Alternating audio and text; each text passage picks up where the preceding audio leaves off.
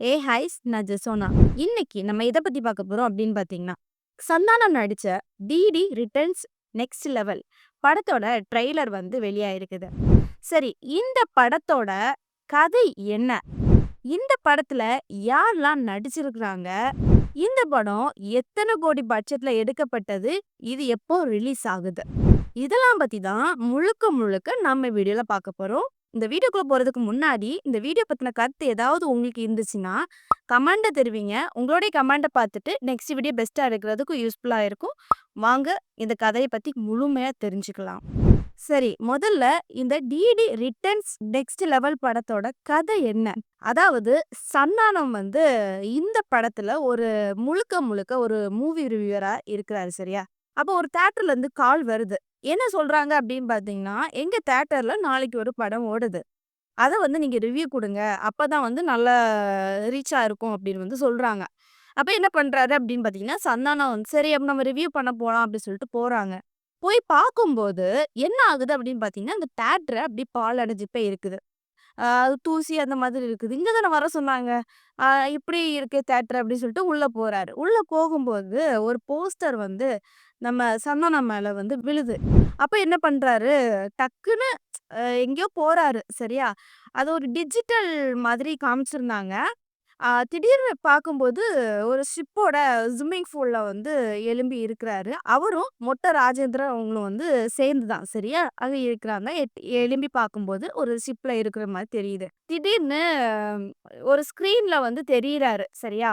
தெரியும்போது இங்க ஒரு கோஸ்ட் வந்து தியேட்டர்ல ஒருத்தகி இருக்குது. நம்ம சந்தானமும், மொட்ட ராஜேந்திரமும் வந்து ஸ்க்ரீன்குள்ள இருக்கிறாங்க. அப்போ என்ன பண்றாங்கன்னா, அந்த கோஸ்ட் வந்து சொல்லுது, "நீ வந்து எல்லா மூவியும் வந்து ரிவ்யூ பண்ணி கலாய்ச்சு பேசுறல்ல. நீ இப்போ ஒரு படத்துக்குள்ள இருக்கிற. உன்னால முடிஞ்சத நீ கலாய்ச்சு பேசு" அப்படின்னு சொல்லிட்டு சொல்றாங்க. இத உங்களுக்கு புரியும்படி சொல்லணும் அப்படின்னு பார்த்தீங்கன்னா, என்னன்னா, இப்போ ஒரு ஸ்க்ரீன்குள்ள போனாங்கல்ல, நம்ம சந்தானம் அவங்க. அந்த ஸ்க்ரீன்குள்ள என்னன்னா, தியேட்டர்ல நெறைய படங்கள் ஓடிட்டு இருக்கும்ல, அந்த படத்துக்குள்ளலாம் நம்ம சந்தானம் அவங்க வந்து போயிட்டு, போயிட்டு வருவாங்க. இப்போ ஒரு படம் ஓடிட்டு இருக்கும். அந்த படத்துக்குள்ள போவாங்க. அப்போ சந்தானம் நம்ம இந்த படத்துக்குள்ள இருக்கோம்டா, அந்த மாரி சொல்லுவாங்க. அடுத்து இன்னொரு படம் ஓடிட்டு இருக்கும். அந்த படத்துக்குள்ள போவாங்க. நம்ம இந்த படத்துல இருக்கோமே, அப்படி சொல்லிட்டு சொல்ற மாரி இந்த கதை அமைஞ்சிருக்கு, சரியா? அப்போ சந்தானம் வந்து இப்படி வந்து ஒவ்வொரு படத்துக்கும் போவாங்க. இந்த என்னென்ன படம் இதில குறிப்பிட்டிருக்கு அப்படின்னு பார்த்தீங்கன்னா, கிட்டத்தட்ட ஒரு 4 படங்கள் வந்து அதில குறிப்பிட்டிருக்கு, சரியா? அ கண்டிப்பா இது ட்ரெய்லர பார்த்தீங்கன்னா, கண்டிப்பா உங்களுக்கு தெரிஞ்சிருக்கும். அது என்னென்ன படம்ன்ட்டு. 2 ஹாரர் படம். இன்னொன்னு வந்து சூர்யா நடிச்சது. அப்புறம் வந்து நெறைய படம். இப்படி ஒரு 4 படங்கள் கிட்ட இருந்துச்சு, சரியா? அ ஒரு சைக்கோ வந்து போய் ஒரு ஆளையா போய் கொல்றது. இன்னொன்னு வந்து ஒரு பேய் வந்து ஒரு ஆளையா கொல்றது. இந்த மாதிரி வித்தியாசமா இருந்து. அப்புறம் இப்போ ரீசென்ட்டா ஒரு பாட்டு கூட ட்ரெண்ட் ஆச்சுல. "அண்ணன்னா பாத்தியா?" அந்த பாட்டு கூட இந்த படத்துல இருந்துச்சு, சரியா? ஏன்னா, இது வந்து ஒரு கொலாபரேஷன் படம் மாதிரி எடுத்திருக்காங்க. சந்தானம் அவங்க வந்து ஒவ்வொரு படத்துக்குள்ள போயிட்டு வர்றது மாதிரி இருக்குது, சரியா? இப்படிதான் இந்த படத்தோட கதைக்களம் வந்து அமைஞ்சிருக்குது. இப்போ இப்படி ஒரு கொலாபரேஷன் படம் மாரி எடுத்திருக்காங்கல்ல. எனக்கு தெரிஞ்சு, இதுல கௌதம் வாசுதேவனும் அவங்க ஒரு முக்கிய துணை வேடத்துல வந்து நடிச்சிருந்தாங்க. அதுலயும் இந்த கொலாபரேஷன் படம் மாரி காமிச்சிருந்தாங்கல்ல, அதுல வந்து கௌதம் வாசுதேவன் எடுத்த படத்த வந்து காமிச்சிருந்தாங்க. மோஸ்ட்லி என்ன பொறுத்தவரைக்கும் என்ன அப்படின்னு பார்த்தீங்கன்னா, கௌதம் வாசுதேவன் படத்த வந்து மோஸ்ட்லி எடுத்திருப்பாங்க அப்படின்னு வந்து நெனைக்கிறேன். ஏன்னா, காப்பிரைட் பிரச்சனை வந்து வராதுல்ல. இவரும் இந்த படத்துல நடிக்கிறாரு, எல்லாமே பண்றாரு. இவர்ட்ட வந்து காப்பிரைட்டிங் எல்லாமே வாங்கியிருப்பாங்க. அதனால மோஸ்ட்லி வந்து கௌதம் வாசுதேவன் எடுத்த படம் வந்து இதுல வந்து ஒரு கொலாபரேஷன் மாரி இருக்கும். சரி, இந்த படம் இப்படி ஒரு கொலாபரேஷன் மாரி எடுத்திருக்காங்க. இந்த படம் மாஸா இருக்குது. இந்த படம் எத்தன கோடி பட்ஜெட்ல எடுத்திருப்பாங்க? அப்படின்னு வந்து தோணும், சரியா? அது எத்தன கோடி பட்ஜெட்ல எடுத்திருக்காங்க அப்படின்னு வந்து பார்த்தோம்னா, சுமார் 20 டூ 30 கோடி வந்து பட்ஜெட்ல வந்து எடுக்கப்பட்டிருக்குது அப்படின்னு வந்து சொல்லியிருக்காங்க. ஏன் அப்படி இந்த அளவுக்கு பட்ஜெட்ல எடுக்கப்பட்டது அப்படின்னு வந்து சொல்லியிருந்தாங்கன்னா, ஃபர்ஸ்ட் பார்ட், சரியா? அது வந்து கம்மி பட்ஜெட்ல தான் எடுத்திருக்காங்க. அது கம்மி பட்ஜெட்ல எடுத்ததுக்கு அப்புறமே அது வந்து வேற லெவல் ஹிட் குடுத்துச்சு. அப்போ இது வந்து நெறைய மக்கள் வந்து ஆர்வமா இருக்கிறாங்க. அப்ப நம்ம இது பெரிய பட்ஜெட்ல போட்டு எடுக்கணும்னு சொல்லிட்டு என்ன பண்ணியிருக்காங்கன்னா, சந்தானம் நடிப்புல இப்போ வரப்போற படத்த வந்து 20 டூ 30 கோடி பட்ஜெட்ல வந்து எடுக்கிறதாட்டு சொல்லியிருக்காங்க. சரி, இந்த படத்துல யாரெல்லாம் நடிக்கிறாங்க? அவங்களுக்கு என்னென்ன ரோல் குடுத்துருக்குது? எப்படி காமெடி இருக்குது? இதெல்லாம் வந்து ஸ்டெப் பை ஸ்டெப்பா பார்க்கலாம். இதுல சந்தானம் அவங்க வந்து நடிக்கிறாங்க. அவங்க தான் முக்கிய கதாபாத்திரம். சரியா? அதுக்கு அவங்க அடுத்தது அவங்களுக்கு ஜோடியா நடிக்கிறது வந்து கீர்த்திகா, திவாரி அவங்க தான் கதாநாயகியா நடிக்கிறாங்க. சரியா? அடுத்தது வந்து செல்வராகவன். அவிங்க வந்து முக்கிய துணை வேடத்துல வந்து நடிக்கிறாங்க. அதாவது கோஸ்ட் அந்த மாதிரி அவங்க நடிக்கிறாங்க. அப்புறம் கௌதம் வாசுதேவ் மேனன். அவங்களும் இதுல வந்து கோஸ்ட்டாட்டும் நடிக்கல. போலீஸ் ஆஃபீசர் இந்த மாதிரி ஒரு கொலாபரேஷன் படம் மாதிரி வருதுல்ல, அதுக்காக அதுல உள்ள ரோல்ல வந்து நடிக்கிறாங்க. யாஷிகா ஆனந்த். அவங்களும் ஒரு முக்கிய துணை வேடத்துல தான் நடிக்கிறாங்க. சரியா? அடுத்தது நிழல்கள் ரவி.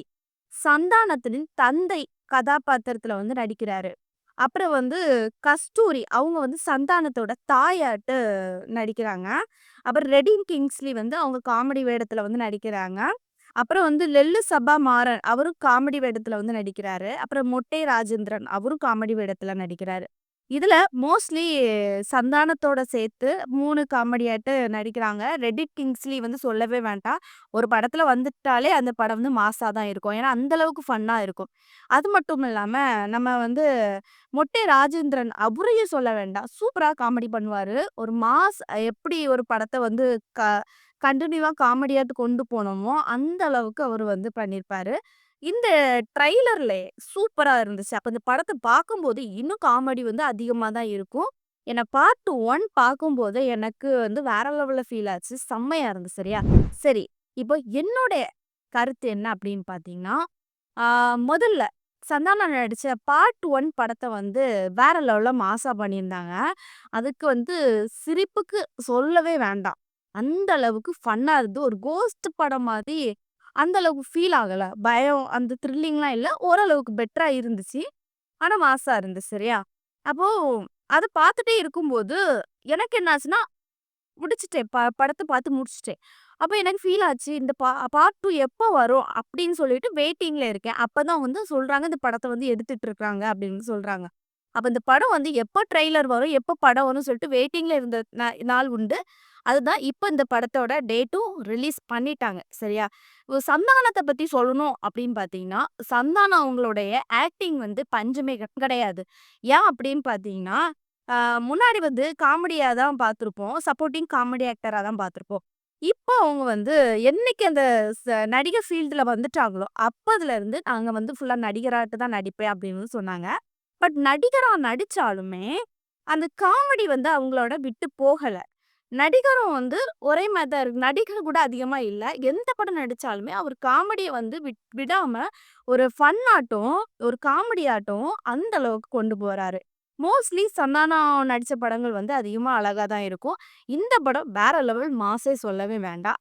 அதனால கண்டிப்பா பார்ட் 1 வந்து அந்த அளவுக்கு ஃபன்னா இருந்து, பார்ட் 2 இதோட இன்னும் செம்மையா இருக்கும் அப்படின்னு வந்து நான் நெனைக்கிறேன். இந்த படத்த மிஸ் பண்ணாம பாருங்க. ஏன்னா, கண்டிப்பா சிரிக்காத ஆள் கூட இந்த படத்த பார்த்து சிரிப்பாங்க. பார்ட் 1 பார்த்தவங்களுக்கு தெரிஞ்சிருக்கும். பார்ட் 1 பார்க்கல அப்படின்னு இருந்துச்சுன்னா, கண்டிப்பா அத பாருங்க. எந்த ஒரு மனசுல இருக்க கவலை எல்லாமே அப்படியே மறந்துரும்.